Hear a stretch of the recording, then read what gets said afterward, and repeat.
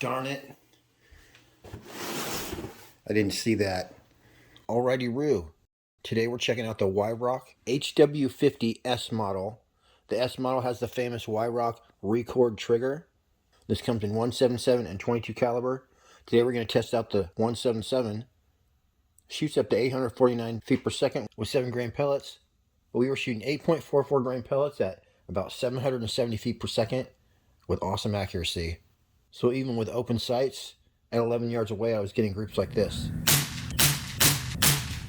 So if you're looking for a Springer and you want one that's nice, but you don't want to spend, $900 for an Air Arms Pro Sport, or even the Diana Air King 54 is about $600 or $700.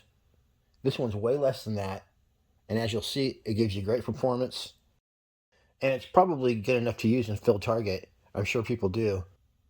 In this video, we'll give you an up-close look at this bad boy, as well as test the accuracy and all that good stuff. For more information on the HW50,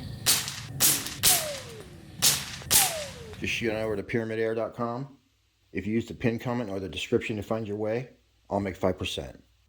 So I'll give you an up-close look, but first, let's do some shooting.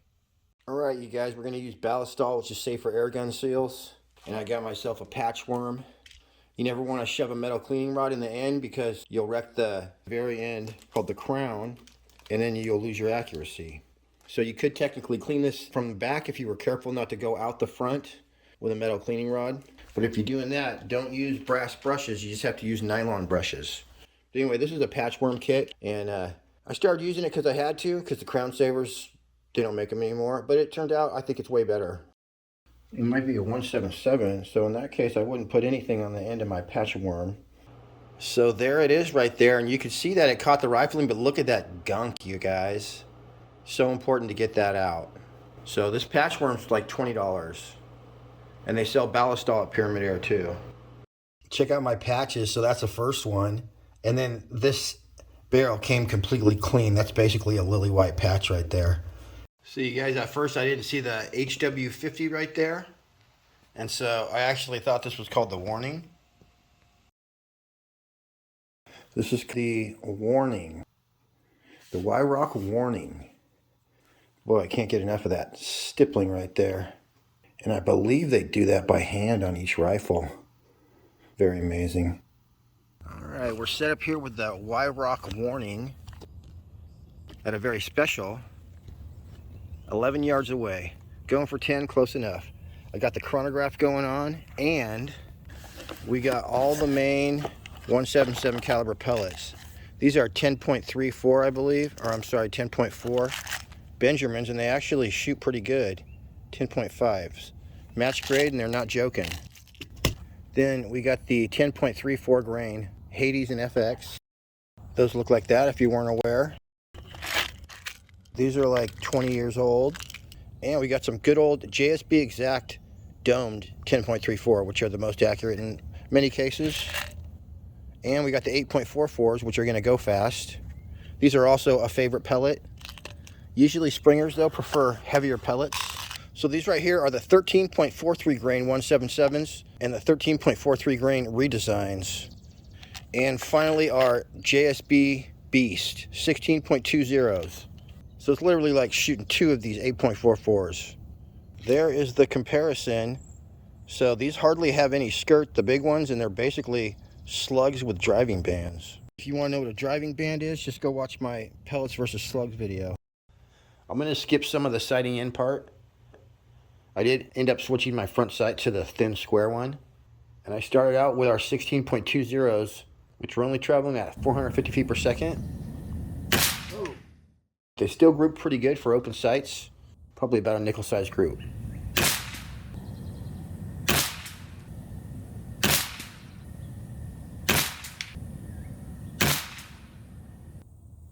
That's pretty sweet, actually. That's like a nickel-sized group. Because those are actually like about dime-sized bullseyes right there, so that's pretty tight. Let me just see where my 8.44 hits. Ooh, I like that.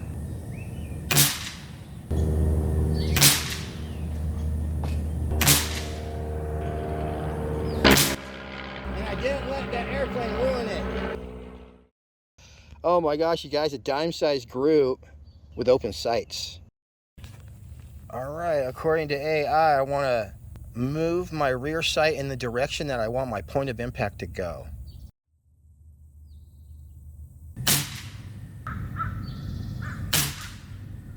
All right, since we're at 10 yards, I gotta go quite a few clicks.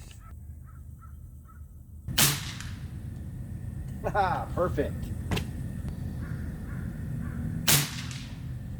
Holy crap, you guys, look at that business.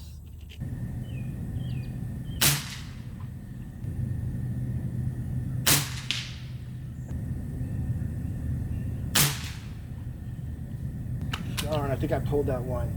Oh my gosh, my cat's like right back there. All right, I got a little sloppy there, but let me go check it out. Oh wow, you guys, I gave up because I thought that I had pulled a flyer and I shot that last one sloppy, darn it. So that would have been a perfect group right there, you guys. Yeah, I thought that that chip right there was a hole. My bad. Wow, awesome accuracy though.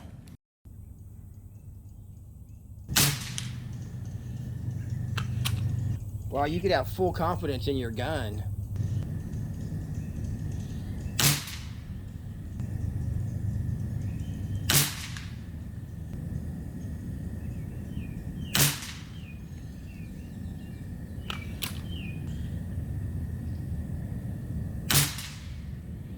Pretty darn good. I'll take it, you guys, for open sights. All right, no sound test required because this is not loud at all. In 177, you're going to get 850 feet per second, maybe up to 900. 22 caliber, you're going to get around 650 to 700 feet per second. It weighs 6.8 pounds.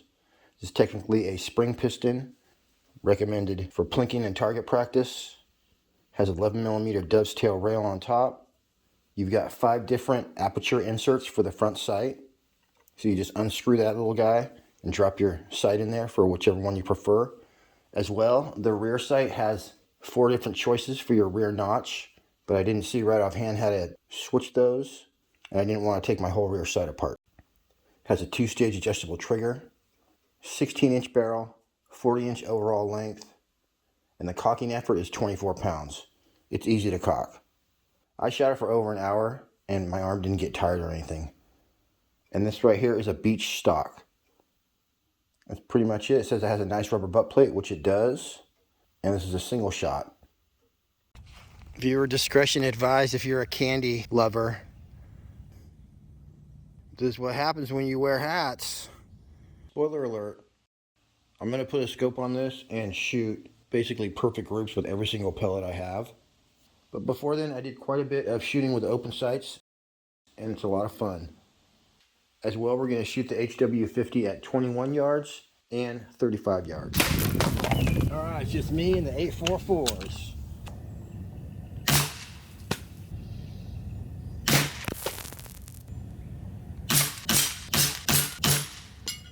Messed him up. That was obviously pretty easy, but here's a little more challenging targets. Hat wearing lollipops at 11 yards away, open sights.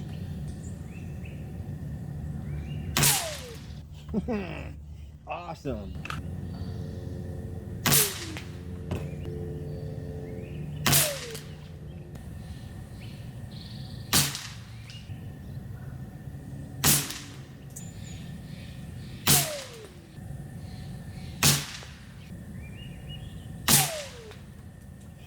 Oh man, that was a good one right there.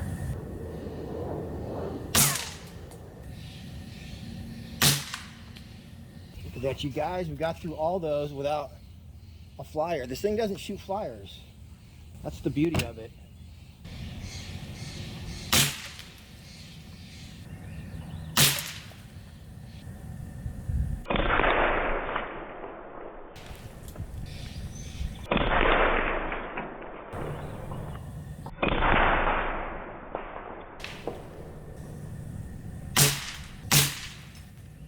You can dust it. Turns to sugar dust. Freaking child's play. Hit that can real fast. Yeah, I'm hitting it. It's going right through. Got here a little lower. Heck yeah. Top's done right there, boy. That one that I was trying to get to hot, look right where I hit it. Right on the rim where I was aiming. Thing flew. Look at this guy. He landed right next to his penny. I would say that's a direct hit. I went ahead and put a Hawkeye Air Max scope on here. So they have a lot of different models. This is the 4 to 12 power, 40 millimeter with a 1-inch tube. This is actually a great value right now because it's on sale for $199. And I guess the regular price on these now is $289. So you got to pre-order it, but 12 power is perfect for 50 yards. The Air Max series uses the AMX reticle, which is specially designed for air guns. I just asked this deer politely to stop eating the flowers. Let's see what happens. Oh, still eating flowers. She was eating those right there, and I said, please don't eat those. Find something else. Hey, no. Hey, you're not allowed to eat those. Okay, sorry. We do like having you here, though, so come back, but don't eat the flowers.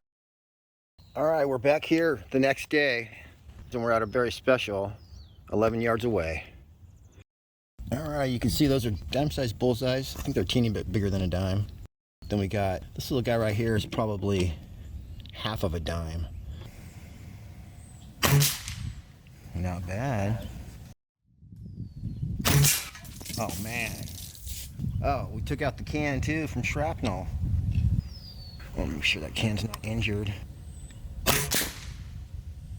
Again, you guys, this is a really small bullseye. At this point, my scope cam was backing away from the scope, and I didn't notice. So the next few shots are going to be full screen on the target cam.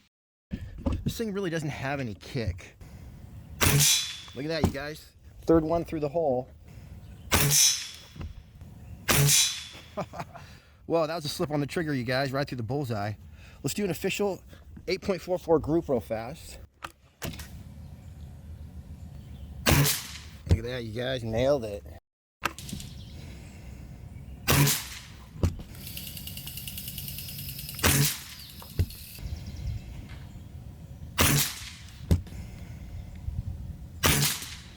All right, let's see what some of these other pellets do.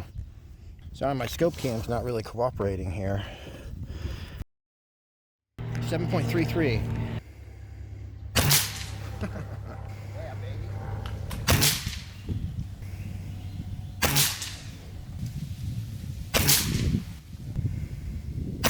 Look at that, you guys.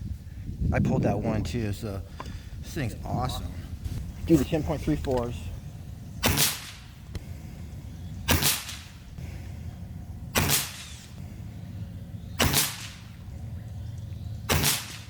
Look at that, you guys. Same hole in it. All right, these are the 13.34.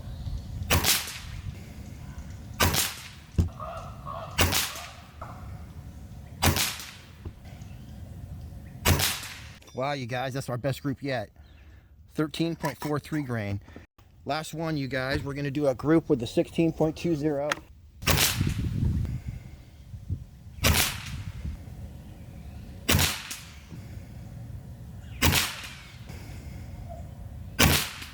Look at that. That's an actual one hole, you guys.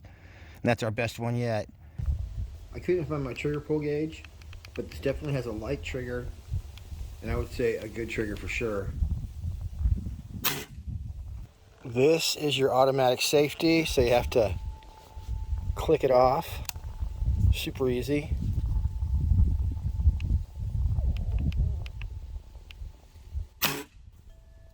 Pretty sweet trigger.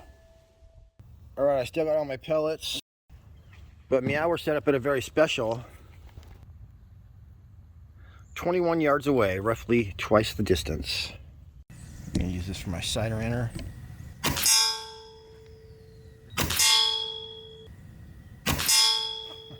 Nailed it.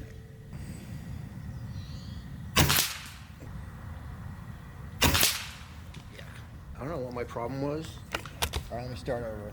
But I abandoned that group. I guess I was going for a perfect group. go. It was so easy at 10 yards, I forgot that good shooting does take concentration. Oh man, nailing it. All right, I get to move on to another bullseye. Oh, crap. Long story short, this is the point where my scope started migrating backwards because it wasn't tight enough. Because if you didn't know, if you move your scope just a teeny bit, you're going to get a POI change. So I was wondering why my point of impact was changing a little bit. Maybe that wasn't a flyer.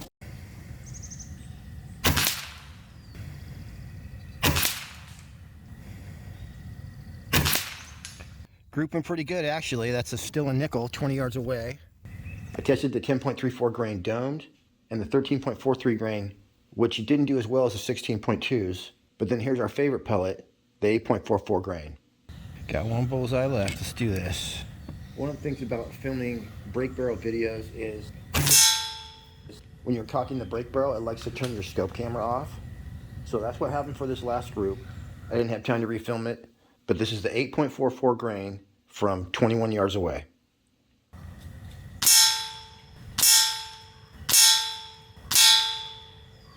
Oh, look at that beautiful group, you guys. This is a new set of bullseyes. This is a 10.34 grain. Same hold at that time. All right, the bleed's just... And then finally, here's the official group with the 8.44 grain JSB.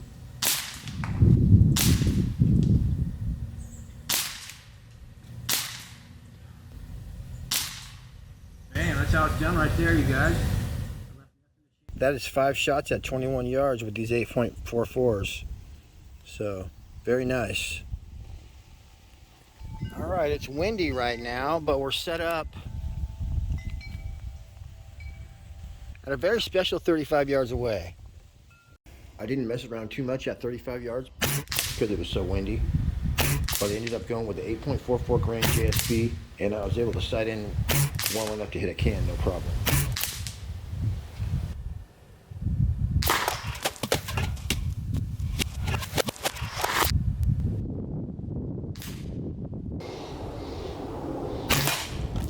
Wow.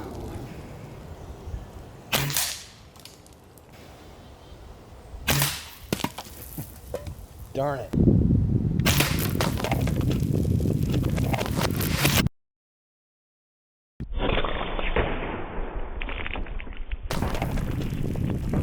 Boy, that can just will not quit, will it?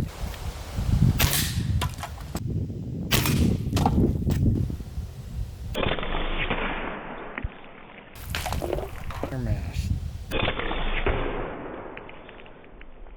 Wow. Try to hit this one low for a spin. Oh, that was perfect.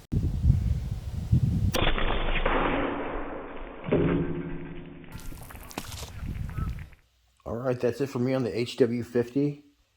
I definitely enjoyed making this video and shooting this bad boy with everything from open sights to the scope. It's definitely a solid choice if you want to spend between $400 and $500 for a good quality brake barrel. All right, everybody.